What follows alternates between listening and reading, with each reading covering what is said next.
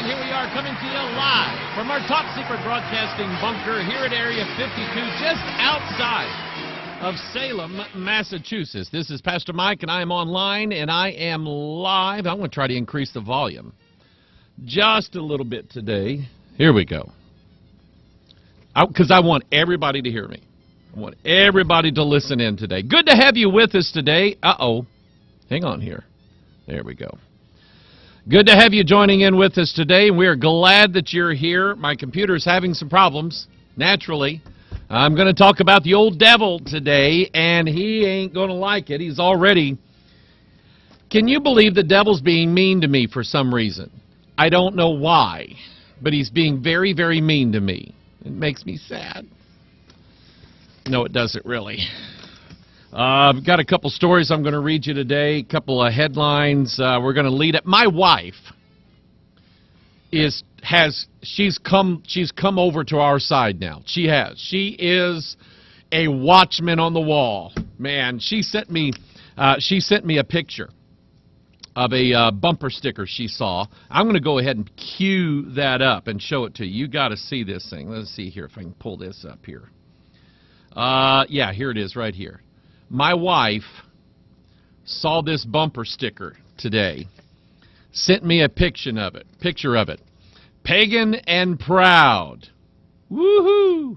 She's got another one that I'm going to pull up here in a little bit, and you just got to see the things that are out there. It's unbelievable. Anyway, good to be with you today. A chip in the head.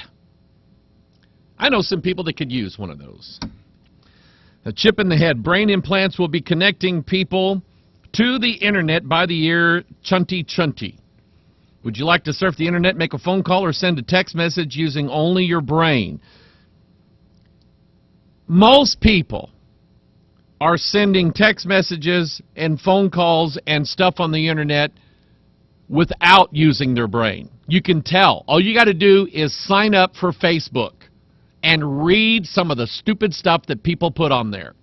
Good grief. Would you like to download the content of a 500-page book into your memory in less than a second? Would you like to have an extremely advanced nanobots constantly crawling around in your body, monitoring it for disease? Would you like to be able to instantly access the collective knowledge base of humanity wherever you are? All of that may sound like science fiction, but these are the technologies that some of the most powerful high-tech firms in the world believe are achievable by the year 2020. However, with all the potential benefits that such technology could bring, there's also the potential for great tyranny. Are you listening to that? See, to be honest with you, but it's like I said the other day. Jazz calls me and says, "Hey, are you in front of a computer?" Duh. Everywhere I go, I'm in front of a computer. And primarily because I get these ideas of stuff to do, like Watchman broadcast or Pastor Mike online or Bible studies or church services or just random notes. And so when I was in Walmart, when God just sort of illustrated to me Isaiah chapter 14 about the sun rising and Satan being like the Most High, that's the sun at high noon, but then he goes back down. And I'm making notes in Walmart on my iPad with that thing. I am a computer guy. I'm a techno geek, whatever you want to call it. I never thought I'd make any money off of it. But, you know, here we are. To be honest with you, as far as my flesh goes, the possibility that I could have technology in my brain where I could have instant access to all of the world's information all at once. I've even had this idea. Google Glass and all these companies that are giving these these microphones, microphones. Google Glass with people these glasses on, and they got the cameras on and stuff in their ear, and they got a little computer screen up there, and they can see what everything's going on. There is these new, you can put these goggles on, and I just kind of had this thought, why aren't people wearing these goggles with these lenses on there that telephoto? You see what I'm saying? And everything would be in 3D, just like your natural eyes. And you could just walk around and they would, the lenses here, the cameras or whatever, would respond to your eye movement. So if your eyes look down, they would look down. If your eyes look to the left, they would look to the left, and so on.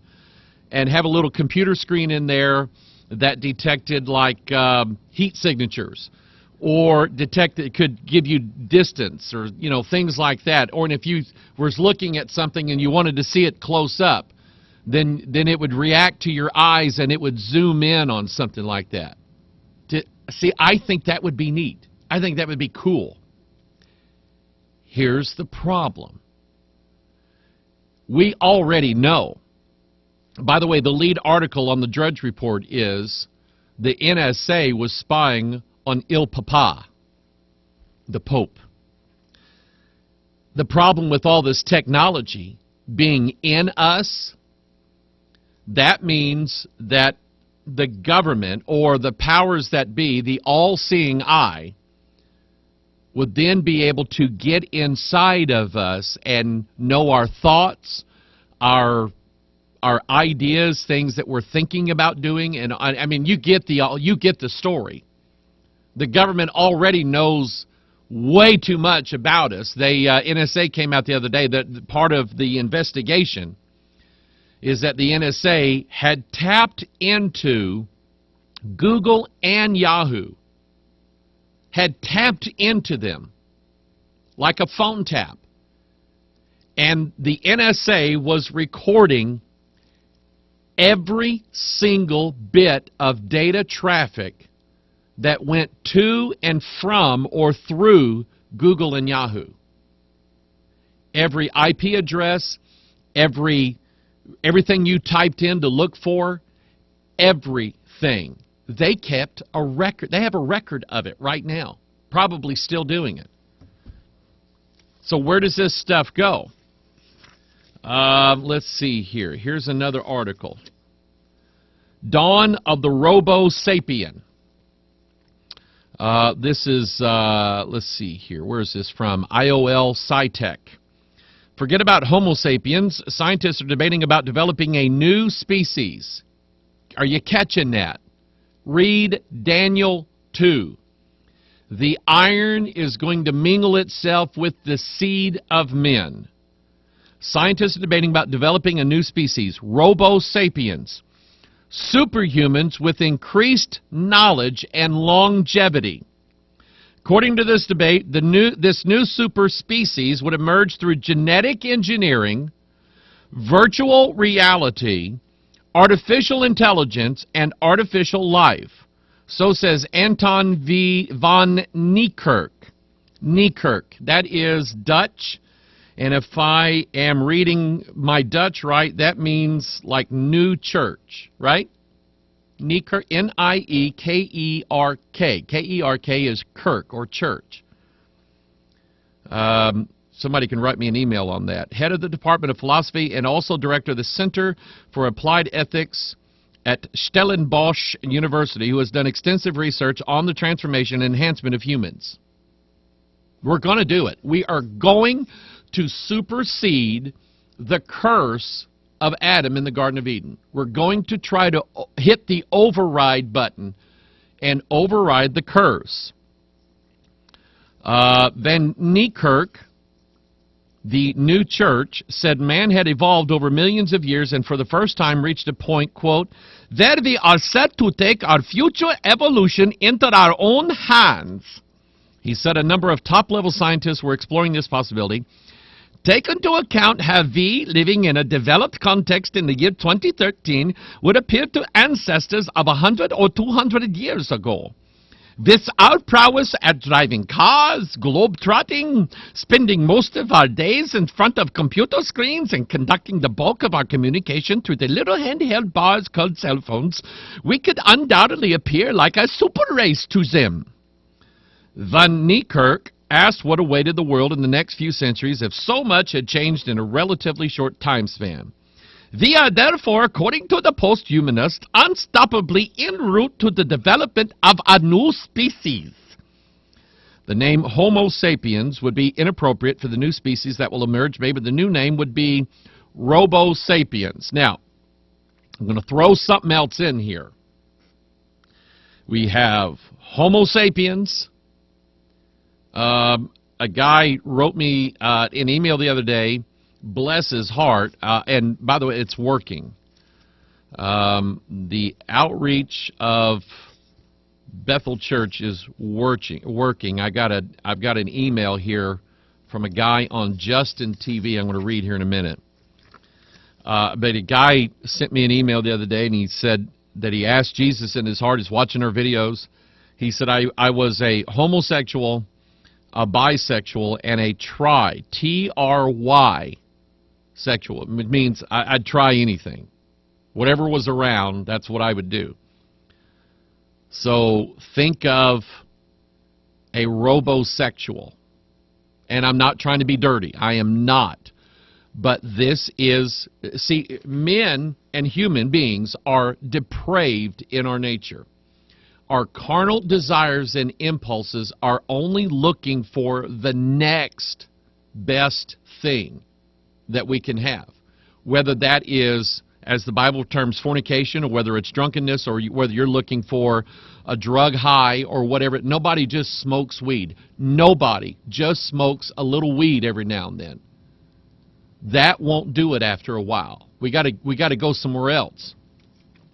And I don't care who you are. You can talk about the dirty meth dealers that live way out in the middle of nowhere with no teeth. Over in Illinois, the big news for the past year is two judges in the same county got caught in a little drug retreat, a private cabin that one of the judges owned. One of the judges died from an overdose. The other judge got caught red-handed with all that. They were doing drugs together. So think about now the depraved nature of human beings, and then you're going to accentuate that. You're going to remove any barriers that we would have, including moral barriers. We're going to remove those so that humans now can supersede anything that any human has ever done in the past.